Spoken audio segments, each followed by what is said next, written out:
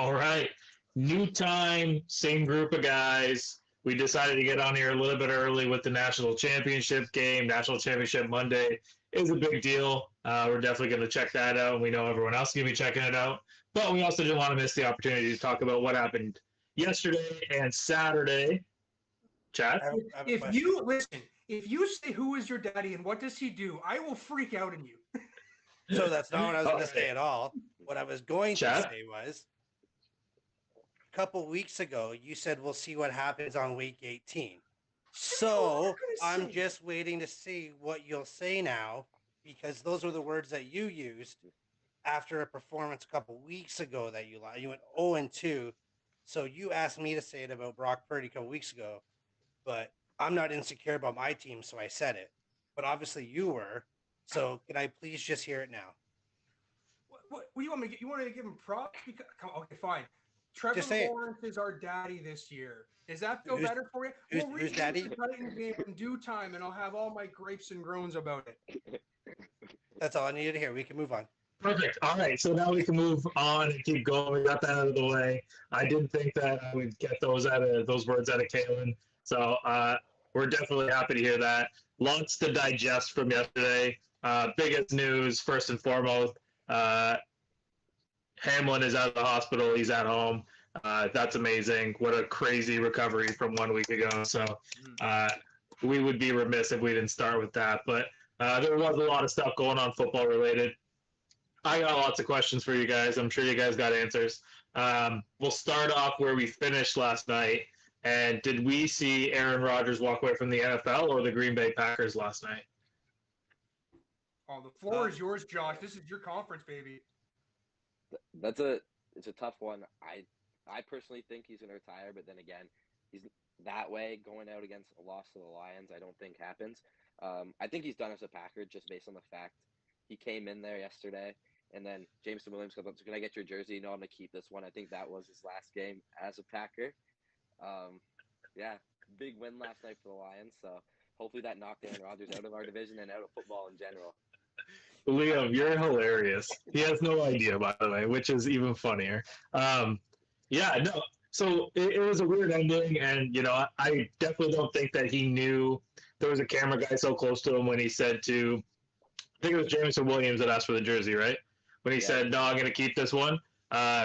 Naturally, you don't want to keep the losing jersey of Week 18 unless it has some kind of significance. That could have been the last game he expects to play at Lambeau. That could be the last time he suits up for the NFL. Maybe we should have put an Aaron Rodgers thing in Josh's window. Who knows? I have no idea. Luckily for us, we didn't have to. Great game by the Lions. Great game plan to stick with it. I actually think everybody that knows football or bets on football should have went and placed a bet on the Lions the second that game didn't mean anything. There was a tremendous amount of money that rolled in the last 25 minutes before kickoff on the Lions. So if you were a Lions backer, you were pretty happy last night. If you're a Packers backer or a Packers fan, not so much. A lot of sloppy play, a little bit of sloppy officiating, but that was kind of the echo from the weekend. Anything? Did you see anything about what the coaches were yelling towards the Green Bay Packers players on the way up the elevator at the end of yesterday's game? No. So they made some comment going into the elevator, but you can't lose to that team 3 times, right? And Packers, the yell back from the Packers players was, "Oh, that's real classy," and then came back from the Lions elevator, "Well, your quarterback's the one who said it." So they were only using his own words against him, and his own players, unfortunately took gripe with it. So that was cool. I love the animosity in this division now, right? Well, I shouldn't say now because we never know where Aaron Rodgers is going to go, but there is some hype within the NFC North, which hasn't been said for some time anyway. Even with what I still think is a very boring quarterback up in Chicago, I still think that the NFC North is going to be able to take off for the next couple of years. So that's fun. What you have to also notice is the Lions were 5-1 in division play this year. We only lost to the Vikings in Minnesota, and then the rest of the games we'd won. I do think everyone was picking the Packers in that game. I don't know why you'd pick the Packers if you've watched them play this year. They started to get hot a bit, but the Lions are a better team than them. Beat them twice now. We're the better team. I think what people need to realize, though, is that we still are a step off. I said last night, I said, if we went into San Fran, we would absolutely get destroyed. That's what would happen. So a win last night was just nice because then the Packers don't get to make it.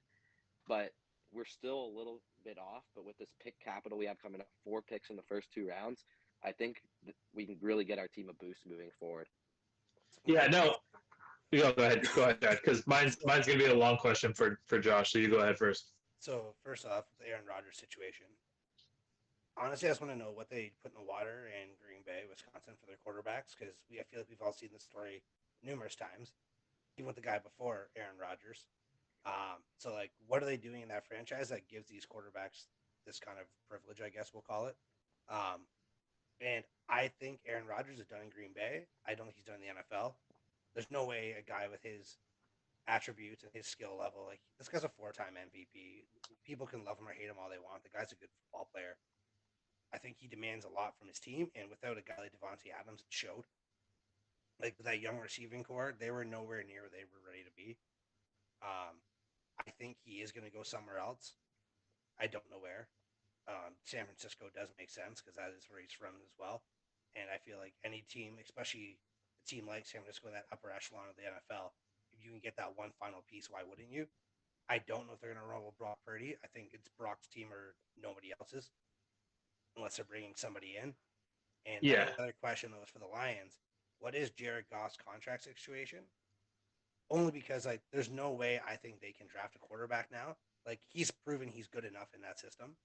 Like, he won 9 games with a team that has never won 9 games. Their offense was in the top 7 in the NFL. They have a run game that's really good. They have young, talented receivers, and the offensive line got better. So you can use those 4 picks to rebuild that defense. You already have a great young safety. He could be up there in the Rookie of the Year conversation as well, the way he ended the season. Aiden Hutchinson was the best player on defense on that team. And so you have 2 great building blocks. Now you have 4 picks to work around those building blocks and maybe bring in an extra guard. And this team could be an 11-win team next year. I never thought I'd say those words with the Detroit Lions if you don't go get a quarterback. I think you have to understand that, and I have the fan base has to understand that as well. They're not taking a quarterback. They actually love Goff within Detroit. The fans don't mind him. They're obviously they're not sure about him, but I think people need to realize, like, if you look at his stats, he didn't throw a pick. It said 15 TD for his last 15 TDs. He hasn't thrown a pick. He's not turning the ball over. That's what we need in Detroit. We just need games to be controlled, and he did that this season. I really do hope, though, like you said, we do need a tight end because we got rid of Hawkinson, though. We do need that guy to be that every down tight end. Linebacker very rich draft coming out of tight ends, by the way. Yeah, well, I've been looking at Brock Bowers from Georgia, but if we can't get him, you leave him alone. Him alone. You're not getting him. Okay, next I was gonna say is we do have a few good young linebackers, Barnes and Rodriguez, but if they can get one solid guy, like almost like a Micah Parsons, we do have a high pick. We have a 6th overall selection, and only like the best player in defense. Like if we could find one of those, they definitely grow on trees. Well, let's be honest though. Like the Lions are hitting. They've hit in the draft every year. They hit in the draft, right? You mentioned Goff's contract. They can get the out if they need to. Right now, the dead cap is done. $41 million was last year. It's $10 million for the next 2 years if they want to get out from underneath them. But he's only making a modest $20 million. His cap hits $30 million. That's not a whole lot, right? They're kind of in that reverse situation where all of the like special needs, like the linemen, the corners, the safeties, they're all under rookie contracts and they're all good players. So now they can actually go out and just get those final pieces that they need and really make a run at it. Like I'm really impressed with what Dan Campbell did in 1 year, from talking about biting off kneecaps to actually grinding it out near the end of the year. And the soundbite that he had yesterday talking about, we just don't want them to get in there. Like, it's obvious, you want to hear that kind of stuff from a coach and you don't always hear it. But I think that he's really got the team wrapped around him now. And then that one last somebody was up. What is Jamal Williams? What was he saying there in his intro? I don't get what was being said. He's a Pokemon. He's anime show. That's hilarious. So it's definitely not time to start throwing shade on the Detroit Lions because of the way that they finished the season. But have you ever heard of the 2020 version of the Cleveland Browns?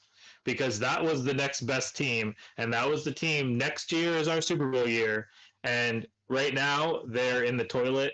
I don't understand how they're not firing their head coach. I'm not saying that is the new fate for the Lions, but history does repeat itself, and it continues to repeat itself until it doesn't. And I'm not going to buy the Lions based on like what we're seeing right now. I'm not saying they're going to be bad, but 11 wins next year, that might be a lot. I still think that the Packers are going to be able to score points even if Jordan Love's the quarterback, because they have a quarterback-friendly offense, and that's why they don't need Aaron Rodgers anymore. They want to run a simpler offense, and I don't know, that's the way that I look at it. I've watched the Browns implode for years and years and years. The Lions have if that was the problem.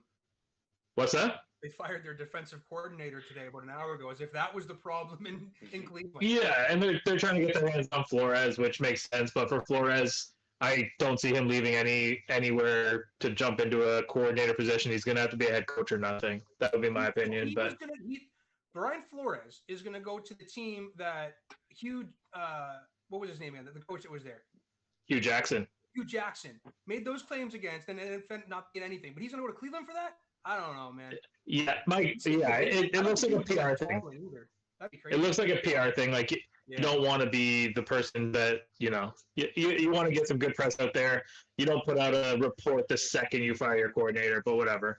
The question I was gonna ask Josh is, you mentioned if you went up to San Francisco to get your ass beat. I got to watch the Steelers try and fight for their playoff lives. If we would have won, we would have gone up to Buffalo to get our asses beat. I've watched that firsthand this year. So would you rather go out the way that we went out, or would you rather go out the way that old buddy beside me went out? The hell is that supposed to be? Well, you know exactly what that a strip sack with 2 minutes left when you're in the shotgun and you're a run team. Look, I get it was third down, but I'm just saying, I felt for you from the bottom of my heart on Saturday night, and even Ethan and Cheryl both look at me like, holy shit, if I was Kalen, I'd be sick. We'll get to my game. We'll get to that game in a minute. But hey, I mean, we could ask. We're not going to talk about the teams that don't make playoffs. We already talked about enough of the Lions. No, but how would you rather go out? Would you rather go out with a win and you didn't get the help you needed? Or would you rather go out the way the Titans and the Packers did? Well, you'd rather go out your own way. Like, if you win the game, you put your feet, like, you did what you were supposed to do. Like, you can't get upset when you did what you were supposed to do. If you lose the game, well, like, yeah, sorry, well, then you didn't make it. You didn't do your job. The Packers and Steelers, yeah, they didn't get in, sure, but they both went out on their shields. Like, you guys, I think you went 3-1 to end your season, Shane? 4-0. 4-0. And then Lions went, 6-1? Yeah, we only lost. Like, you did everything right to get into the playoffs. And I understand you guys were injured and banged up. I'm not even going to go down that road. You guys had to fuck a very uphill battle. 23 on the IR. But every team had injuries, so I'm not going to use that as an excuse. I'm just saying, there's a guy that's on this show whose team has been decimated numerous times, and his coach has never had a losing season. Just going to say that. Mike Tomlin. And I think Vrabel's a phenomenal coach, so I'm not going to give him that credit. Like, this is why. Well, we got a stat checker then. Let's look up how many the most injuries Mike Tomlin's had to deal with in a year. Why is it like I'm just saying? I'm not blaming injuries. I'm saying I understand what you guys went through, but like Vrabel's a phenomenal head coach. I think he's probably one of the best in the NFL. For him to go 0-7, it doesn't make any sense. Yeah, I've seen Bruce Arians do it with 3 other quarterbacks in Arizona. Those teams were dog shit. So yeah, no, you're players that weren't playing for Vrabel, like some of those lower tier players, because I do believe his players do love him. Yeah, we didn't have. So I'm not using injuries as your excuse. So I'm just saying, I'd rather go out on a shield like those guys than go out losing. I'm going to use it. I mean, that was the number one excuse that LA used all year long, and Liam can probably speak to that, is that they lost the trenches. They lost their left tackle, and their line fell apart, and they had no run game anymore. We lost Taylor Lewan in the third week of the season. We had Dennis Daly, who broke the record for most sacks in a season. The last 4 games of the season, we didn't have our starting center. The last 2 games are starting right guard, and the last 3 games are starting left guard. We've seen Tampa Bay's O-line. We lost our best pass rusher. We lost our best safety for the majority of the season. Every team has injuries. You It have is what it is. Tom fucking Brady. It doesn't matter who's that offensive line when you get the ball out in 2.2 seconds. I've had this argument with You do not put shade on Joshua Dobbs. He did his best for you. Listen, Joshua Dobbs, he played well, and what I don't want to do though is I don't want to give credit where credit isn't due. The guy played well in the fact that he got the ball out quick, but he still threw a horrible interception. He threw a check down on 4th and 12, and he lost back-to-back games. I don't care if it was an audition game in Dallas and you didn't have your starters. You had your starters this game, and it didn't look that much better than the Dallas game. I'm sorry. Like, it wasn't that much better. Again, he's not playing with a supporting cast or anything like that, but I'm not going to praise some guy coming off the street after a week of being with the Lions and say that he did a great job in Tennessee when all he did was get yardage numbers. Like, he didn't do anything that was spectacular, right? I never once said he played great. That's one. Yeah, no. And you know what? There's a lot of coaches that are being let go today, and a lot of coaches that have lost their job. There's a coach in Tennessee, and whoever that strength and conditioning coach is should be let go because that's back-to-back years that you've had like 20 plus guys on the IR. So they need to have a look at the strength and conditioning and the fitness coach there and figure out what's going on because it's not Vrabel. I think that everybody on here, as much as we chirp Tennessee, agree that Vrabel is a guy that if your team hired them, you would be pumped about it. But Arizona, Houston, who else dropped their coach today? Well, Carolina and Denver, those vacancies were already there. So of those jobs, I mean, Jim Harbaugh is he's gonna apply for all of them. The one that makes most sense, I guess, the Colts is where Harbaugh probably ends up because that's where he played. But of those jobs, like which one of those is attractive to you? I mean, one of these GMs calls you directly, like you, the person, and says, "Chad, come on over. You're now the official head coach of." Well, I'll tell you right now, I don't want Denver. I don't want to coach Russell Wilson. That's that simple. Too many bathrooms. Who the fuck would want Kyler Murray and that little whiny little bitch? I thought you loved it for 2 years, remember? Those were your boys. Yeah, I wrote that down so the Cardinals can die in my life. They just broke my heart too many times.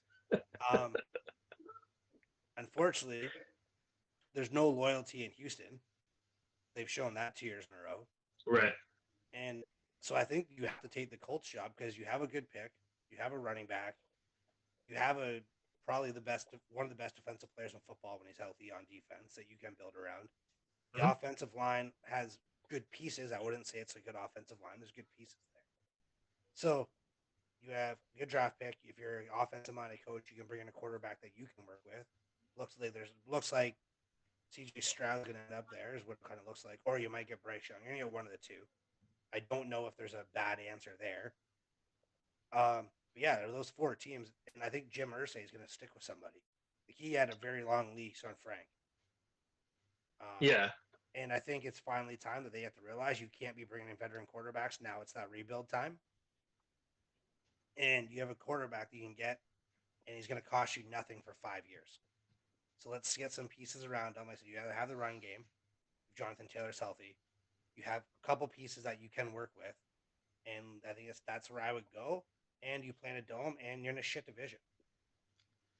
They're like, if I was to rank the skill positions in the AFC, like Baltimore would be the worst. And then I think that the Colts would be next. Like, yes, Jonathan Taylor is good, but outside of that, like Michael Pittman has been a disappointment. Maybe that's because of the quarterbacks he's had. And I'm not sure offhand without thinking about it, I can name another Colts receiver.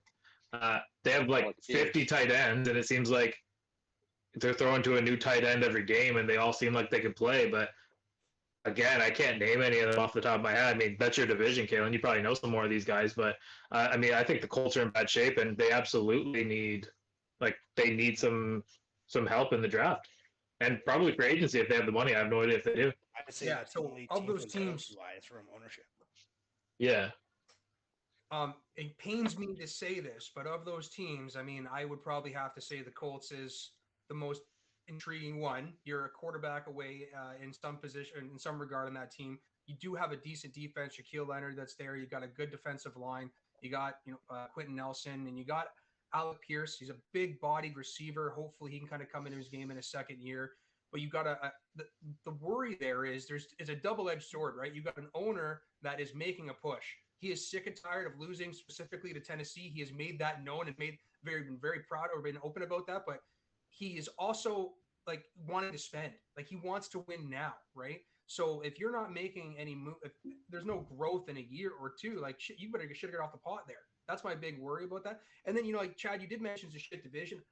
The Jacksonville is willing to spend every year. Every single year, Shad Khan is willing to put money into free agency. He spent the most money every year for the last 5 years, except for one. He's putting another $300 million into the stadium this offseason, eliminating 9,000 seats. And it sounds like he's going to be eliminating himself from Super Bowl contention as well as far as hosting one when doing this. But he wants a better experience for the fan there and trying to drive more experience. He can't get fans in Jacksonville as it is right now. But again, a team that's willing to spend like crazy. And you got Houston, who's like right there. They're going to be picking their franchise quarterback here, right? There's a good chance of that anyway. So I'm not even going to talk with Tennessee. There's a lot that obviously talk. So that division, it seems like it is a tough division to actually kind of get some growth in. But that of those jobs, it's a shit opportunity right now. Arizona, you talk about no loyalty. They just fired both the GM, or the GM said steps away, but let's be realistic. It's a mutual decision here. And they both just got extensions, right? It's 4 or 5 year extensions. That's guaranteed money. We talked about like 4 weeks ago about the guaranteed money that the NFL is throwing around and fired coaches over the last few years. And that team specifically just added a huge pot to it. Right? Yeah, well, a massive pot. And I think we're glazing over probably the most attractive and easiest way to win job, and that's the Carolina Panthers. That division is about to take a downward turn. There isn't, assuming Tom Brady retires the way that the reports are coming out, there isn't another quarterback in that division. So everybody's starting from scratch. And if you just remove the quarterback from each of those teams, I would be willing to say Carolina is the most talented roster. Now, Tampa Bay quarterback, like everybody. Well, I agree. This year, them taking one, and they certainly could. But this is a team that still took Derek Carr. Right? Derek Carr. He didn't have a good preseason, and he got hurt in the last preseason game, unfortunately. But they drafted him for a reason. He's a 3rd round quarterback. He's a project pick. Like maybe you do want to see what you have in that guy, right? Well, I think that you bring in, a Derek Carr or Jimmy Garoppolo or something along those lines, and you bridge the gap because. Nothing against Sam Darnold, but he's not moving the needle. Baker Mayfield couldn't move the needle. They need to bring in a guy that doesn't mind playing that quarterback-friendly offense, like the 49ers or the Rams for the most part can have that as long as Matt Stafford's not their quarterback. But that's another. Well, I don't think he is, and that's what it seems like. So that would be another job that would be like a sexy job. It would be have a lot of prestige with it, but. You don't have any picks. So you don't have any picks. You might have a quarterback. You're probably losing the best defensive player in the league in Aaron Donald, or hypothetically the best defensive player in the league. And even though you got Cam Akers, there's, you need Cooper Kupp back. You got lots of receivers.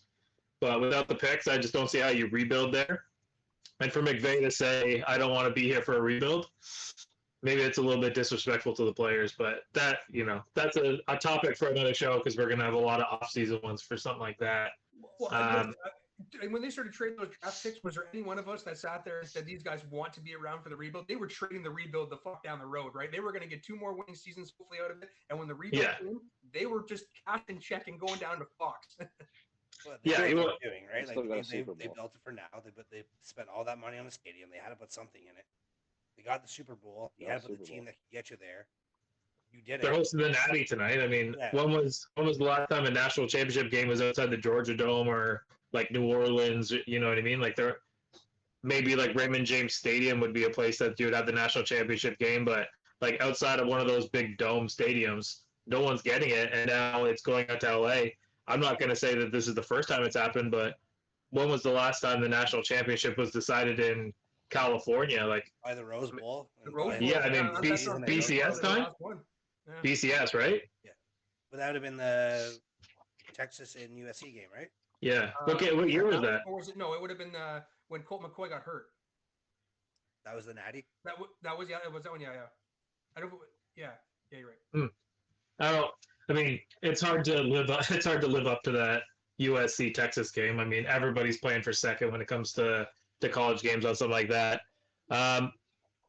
What about some of these matchups that are coming up? I don't know about you guys. You guys know that I like to play the ponies and put a little bit of shekels here and there. Assuming, what, I'm not allowed to say that? Oh. It was Too Alabama. late. Assu- It was Alabama, Texas. That was the last one. Oh, okay. Assuming that that Tua's playing 10 points to Miami is too much, right? Like that line opened up plus 10. Miami Buffalo. I understand Buffalo is a juggernaut, but they are probably a little bit overinflated with everything that's been going on. Plus, that magical win that they had against the Patriots, 2 kickoff returns for a touchdown. I can assure you that's not going to happen in a game again. Josh Allen still turned the ball over in the red zone. The offense didn't. I mean, they did move the ball down the field, but they didn't look like the unstoppable offense that everyone just has in their memory bank from last year, the divisional playoffs. So 10 points seems like too much to me. I don't know. You guys can maybe talk me out of it, but I've already put something on the Dolphins. I can tell you right now, anytime I see double digits, I take they don't cover it. Like, that's easy money, especially in playoff football. There's no way you're losing by 10 points to a divisional team as well, especially if Tua plays. There's no way that's a 10-point game. No. So I'll try and help you, Shane. I don't think that they can cover that trick. They limped into the playoffs. They barely beat, or they lost to a Raiders team that can't even find themselves as it is right now. They had a trouble scoring a few points there recently against the Jets in a division matchup. They've struggled against division teams. They're not. They're going into Buffalo. Buffalo's, like you mentioned, is going to be loud and be proud and be in their ears. It's Mike McDaniel's first time coaching in a playoff game as a head coach. There's going to be some tough decisions to be made there, right? There's a lot, I think, riding the Buffalo. You mentioned they're firing all cylinders. They're playing at home. They're raring to go, and it's a divisional matchup where they can prove one more time that they are the big dog in the division. And I just think that's where 10 points I think is fair, especially with the cold weather. We have no idea who's playing quarterback this week still. Yeah, no, I get the line opens like that. I just don't see any way that Tua doesn't play in this game. It's a playoff game. The protocol be what it is. I'm sure that they could have found a way to get him out onto the field. There's no way that they were going to rush him out to the field with everything that happened in Cincinnati a couple of weeks ago. So, to me, Tua playing. Does that make Miami like a live dog? No, but 10 points is too much. And even if you're an offense that's just driving down at the end, you're going to get that backdoor cover, like they got the backdoor cover against the Jets, which there was a lot of sports books that lost a lot of money on that safety. But what else did you guys see in the schedule coming up that's entertaining to you? Obviously, Chad's got a little bit of rooting interest. He's the only one out of all of us that does. But which game are you looking at there? I don't think that game has any right to be the Monday Nighter. Like, that's Tampa's. We suck. Like, I'm bluntly honest, but we're not good. Yeah, but neither are the Cowboys. Exactly. So there's no reason for that game to be on prime time. I personally thought it was gonna be the Saturday afternoon game. That's what I thought it was gonna be. It's past Tom Brady's bedtime when he gets to the night games. Anyways, he's old. We're not good. We're not in, like, the Cowboys suck. There's nothing exciting about that game to be on Monday night. So yeah, that's the one thing I took from it. And there's some good games this weekend, but Tampa Bay, like I said, I don't, like, as much as I want to root for us, and I think the only thing we have going for us is the fact there's not one good quarterback in the NFC right now that I would say, like, in a 1-game playoff that Tom Brady couldn't beat. Yeah. Jalen Hurts is probably the best player right now in the NFC as far as quarterback goes. But if I have a one-off game against Tom Brady against anybody, like, it's really hard for me to go against him. But, like, and it doesn't even have to be pretty, because he just finds a way. Like, he beat the Rams like 13-6 in a Super Bowl. Like, he has ugly wins too, and I think that's the part that, like, my only optimism going to the playoffs. But yeah. So for a team like, like you talk about Philadelphia, and, like, Philadelphia's going to get the bye, Kansas City's got the bye. The way that Philadelphia started and then the way it finished, I understand there was injuries in between there, and Gardner Minshew, and and banged up Jalen Hurts, but it was an awful lot like that COVID year and the Steelers when they went 12-0 and then they limped into the playoffs. They weren't as sharp as they needed to be. Even that game that they just played against the Giants there, it was the Giants F squad, and the Giants A squad isn't amazing. So be a little bit leery of who they get matched up against. There's going to be certain teams that can't play against them. 49ers in Minnesota, to me, would be the class of the NFC right now. And you never want to count out Tom Brady. You never want to count out the Buccaneers because they'll make you pay for it. But, yeah, NFC West for me. I don't see anybody slowing down the 49ers offense. There's too much stuff going on there. Yeah, The game the most is the Chargers and the Jaguars this weekend. Yeah, I think that's going to be a fun one to watch. Very evenly matched. But what's crazy is you talk to anybody that's a Niners fan, they'll say that they don't even think that their defense is really all of that their offense is kind of carried a little bit here. And it's like you guys from like the front seven. If I just call one weakness on the team, I'd probably say it's their secondary, and that's maybe only like their second string corner. Everybody else is amazing. Nickel corner, safeties, doesn't matter who's on the field, they're just amazing. The tarts, studs all over the place. Yeah, exactly. You know, I think that the 49ers are probably gonna beat down the Seahawks. Not, 10 points is still a lot for a playoff game. I think that line's at what, 9, Josh? I can't remember off the top of my head. Yeah, 9.5. I mean, that's a lot, but I would still give the big edge to the 49ers. But yeah, Chad said it. The best game of the weekend is going to be the Jags and the Chargers. I don't know who would have stomached that one coming into this season, but really cool to see two young quarterbacks that could potentially start up a rivalry here because, why not have Trevor Lawrence and Justin Herbert be rivals? You have Josh Allen matching up against Burrow. You have Josh Allen matching up against Mahomes. Let's throw a couple more guys into the mix here. And 2-3 years down the road, the NFL might be back with all the good quarterbacks that they have. There is another matchup where there is an actual divisional rival playing each other. Come on, you don't even be hyped with that Bengal and Ravens game? Who's playing quarterback for the Ravens? Absolutely shit. Well, if he plays, if Lamar plays, and even if he doesn't play, I think that there's been some hits on the Bengals. Their offensive line got decimated this last week. So they're going back, I think, the old ways where Burrow's going to be running for his life again. And I think that Baltimore's defense is getting just healthy enough that they can start to put some pressure on their divisional rival there. But I think that's a fun matchup. I mean, divisional rivals, if Lamar plays and maybe he sticks around, this could be the stepping stones for an ongoing rivalry too. Yeah, I looked around and I thought the two worst playoff games were the two that they put on Sunday night and Monday night. And that's because they know that we just have an appetite and we're going to watch it, right? They know you're going to be sitting at home. They know you're not going to have anything else to do. And of course you're going to tune into it because we're going to have money on it. So we're going to pay attention to it. But yeah, I agree with Chad. I think that Cincinnati is going to dominate Baltimore. I don't think that Baltimore is very good. They're another team that is limping into the playoffs.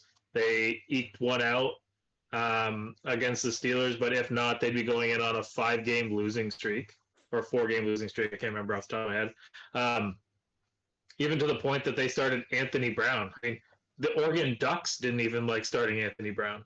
So why would the Baltimore Ravens want to start the guy? He looked completely outclassed and outmatched, and that was an awful game. I'm sure CBS didn't even want that game on TV, but, I mean, they did anyway. Well, they were unfortunate, though. I mean, we do know how tough and how wonky divisional matchups can be, right? Like, they played the Falcons. They beat the Falcons during that stretch. They beat you guys, and they lost the Browns. They beat the Falcons. They lost you guys. They lost the Bengals. That's a lot of divisional matchups in 5 weeks, right? Like, to end your season when you've got no starting quarterback and you're talking about going to Anthony Brown and all this jazz, and then facing 4 of your last 5 games of divisional matchups, that's rough. Everyone did it. Like when you're so positive, yeah. Caleb. You're usually the evil guy here. That's ripping on everybody. Your team to make the playoffs, and all of a sudden you got nice. What? No, I'm just maybe I always talk about divisional matchups and how I think there was I never want to bet on them ever, right? Like they just can go either way anytime. Yeah, no, I agree. Divisional matchup does complicate things a little bit, but unless Lamar Jackson comes back and does like what Lamar Jackson would normally do on like week 2, not as like a playoff Lamar Jackson as far as history goes, I don't think that Baltimore is going to stand much of a chance. If they can get the run game going, fine, but I think Cincinnati's defense is probably better than what they get credit for. I think that their linebackers are pretty good. Their back end is not as You know, there might be guys back there that you don't know their names, but they're not bad players. Cincinnati was one. It was the team that I thought was going to have the Super Bowl hangover, and they really didn't. They kind of are getting hot and peaking at the right time. Injuries is something that you can overcome when you have a quarterback that can get the ball out to like one of their 4 or 5 top receivers in the league. And yeah, everybody wants to see the Bills and Chiefs in the neutral site for the AFC Championship, right? But to me, I would love it if they could find a way that the Bills and Cincinnati don't play in the divisional round. But I mean, there's no way around it now. So Is what it is. What do we got? We got about 10 minutes until the kickoff of the national championship game. I don't know if you guys want to talk about that a little bit. I could just give you my best bet on it. We can get back into NFL if you want. I just want to talk about one thing, or it's super quick. I just love the fact that Lovie Smith knew he was getting fired and took his draft pick with him. I think that is the greatest move of all time. He knew before that game started he was done, and when they scored, he was like, "Fuck you," and he was like, "Watch this." And he took that draft pick with him, and now, now the Bears are the first pick, you know they're not taking a quarterback, but everybody knows that Indy needs one. So now you have to leapfrog to get in front of Indy if you want your guy. So if I'm now Chicago, I don't need a quarterback, so I can definitely there's no bad pick between Jalen Carter and Will Anderson. No matter which way you go, I think you're good. I think he was fired because they won the game. I think he got told beforehand. I think maybe he didn't get told, but he knew no matter what, he was out the door, and he just said, "Fuck it." And I think that is the greatest move of all time. I made me so happy when I saw he got fired. I was so much happier. So I was like, he knew it and he didn't care. I think a fired because he's a bad coach. This is going to be the end for him. I don't think we're going to see him around in the NFL anymore. Like, reality, I mean, he's not the offensive coordinator. Wasn't good, right? Chicago wasn't good. Tampa Bay wasn't good. Was downright awful at Illinois as a college coach. I don't know which way left for Lovie Smith at this point. Like, what more can you prove about how bad of a coach you are? Didn't he coach in the Super Bowl? Oh, he was a coordinator. He was a Rex coordinator. Grossman made the Super Bowl. So we're going to crown Rex Grossman a good quarterback? No, I think Lovie Smith was the coach for the Bears when they made the Super Bowl. Yeah, and that's what I'm saying. Rex Grossman made the Super Bowl too. So we're going to crown him as a good quarterback? It was actually Kyle Orton that did that playoff run, if you can remember correctly. Oh, was it Sexy Rexy in the Super Bowl? Is that? Yeah, so they threw him back into the Super Bowl after Orton won all the playoff games for them. Whole bunch of controversy, and then they kicked it to Devin Hester. Big mistake. Big mistake. Yeah. Tony Dungy admits to this day that was one of his biggest mistakes as a coach. Yeah. We don't have to get into anything college, but for our friends at Coolbet Canada, best bet will be TCU plus 13.5 because that's too much for a championship game. Over 63.5 because both these teams can score. And there's a guy, I can't think of his first name, but he's the backup running back for TCU, getting the start. It's going to be one of his first starts. DeMarcado is his name. He actually grew up 2 blocks from SoFi. And he had his career game against Michigan after Harris got hurt. He's going to come in. He's probably going to rush for over 100 yards, and he's definitely going to get into the end zone at least one. So plus 13.5 for TCU, take the over, and DeMarcado's touchdown. That'll pair you up and get you up to about plus 500. Nice little way to get the thing started.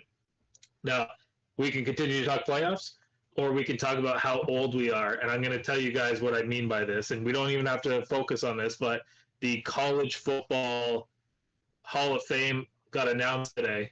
And I'm talking about guys like we've now watched their college career and their NFL careers come to an end. So we're looking at Tim Tebow, Reggie Bush, Luke Kuechly, Dwight Freeney, LaMichael James, if that rings a bell, from Oregon, Eric Berry.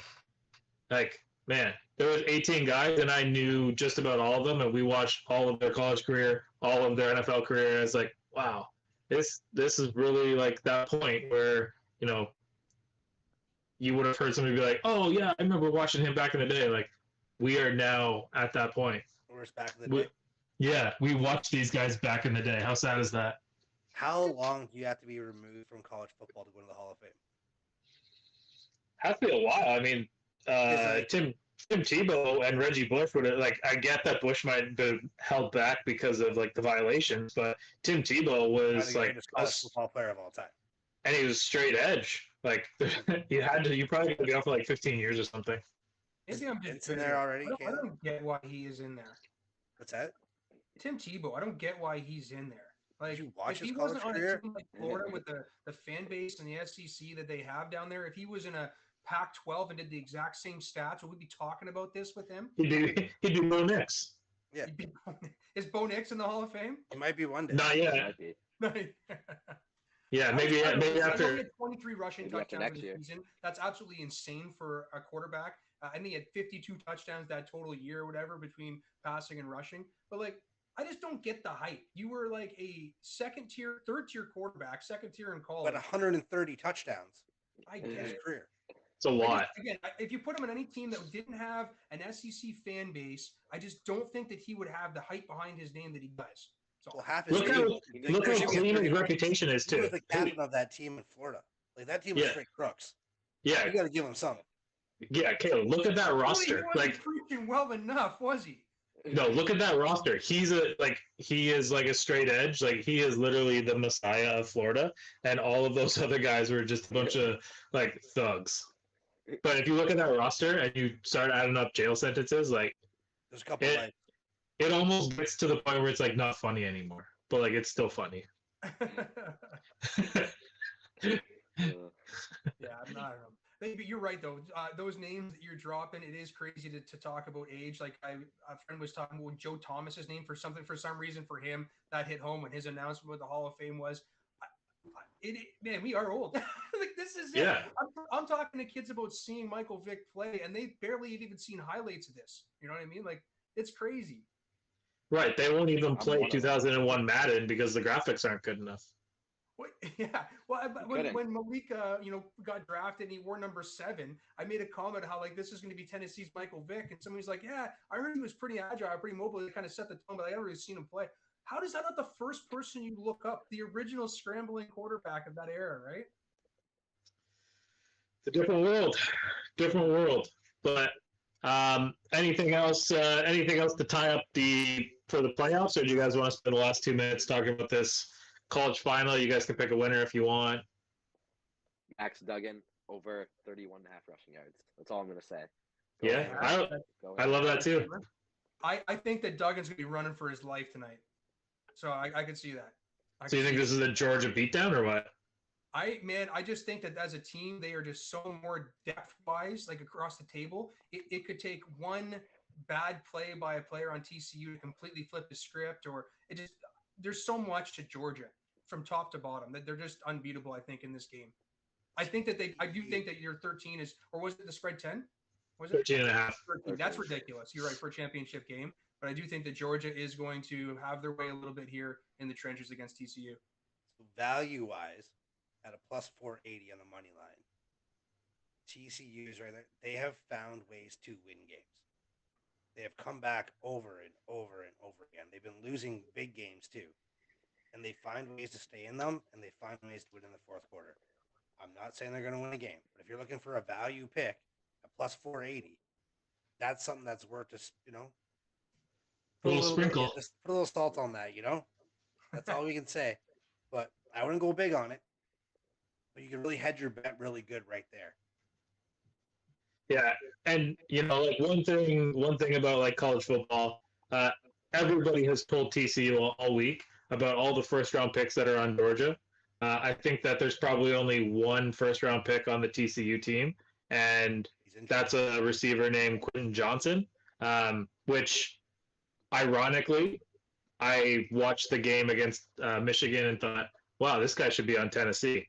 Not a shot, but he's probably an equivalent version to AJ Brown with more speed. And you can watch him tonight. You'll see him. He's going to be a first round pick. He's going to be a mid-round first round pick. Probably the second best, if not the best receiver in the draft coming up. Depending on how you want to rank Addison versus Johnson.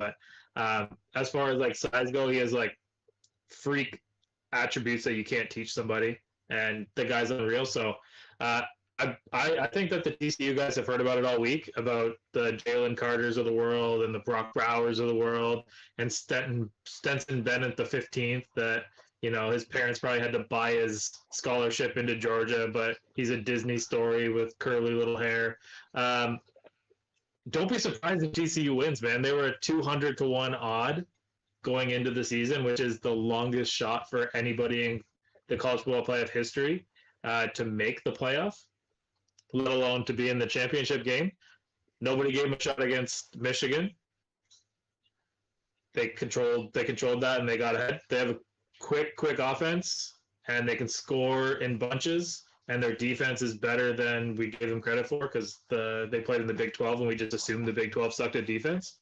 So it'll be interesting. I'm looking forward to it. You boys got anything else before we roll? Yeah, just see the final standings for our pick 'em. Just need to hear that. The final standings for the pick'em. I don't have the dollars in front of me, but I believe that Josh broke the news that we got a three-peat champion. Three-peat champion. You just throw up the shocker there, Josh? Is that what I just saw? He doesn't even know what that is. Look like a young man. The three. Showed up the 3 for you. That is The three-peat. You almost hit the George Pickens though, so if you hit that. Galen is going for 3-peat, Liam. Listen, if you don't think that I'm dragging one of you fuckers in there with me, you're crazy. One I of can you tell guys you is right getting now, with you me, and can't I'm pick me dragging up, you so in. I'm not It's worried about happening. that. Bring I'll go your with it, yeah. jockstrap, boys, because we're going wrestling. Okay. Well, if we're wrestling, I will wrestle you in the water, because that will be outstanding You'll get television. suplexed really bad. if Yeah. we play this game. I might just hug you and hold you under. Yeah, we'll find a nice warm spot for you to go in this year. Lovely. And then we'll come up with something for the playoffs. I'm sure we'll figure out some kind of contest. We like to do things by the seat of our pants, so we'll figure out something for the playoffs, and maybe we'll have to double down on this whole wing thing. But for full disclosure, I can't eat that hot wing, so you guys have to figure out something else for me, or I'm gonna have to win, because I smelled that thing. Not interested. All right. Bracket, right? Like, I don't have to enter that shit too, right? I'm in the losers bracket. You guys gotta fight that out. Yeah, we'll figure out a toilet bowl contest for you. But yeah, I think that's it. We'll get out of here. We'll go watch the national championship game. Big announcement next week. We'll drop our details for our Super Bowl show, and we will get back at you. I'm not going to be around on Monday, but these three boys will be here to break down all the playoffs, get Chad ready for the Buccaneers and the Cowboys. So boys, be nice to Chad next week, and let's go.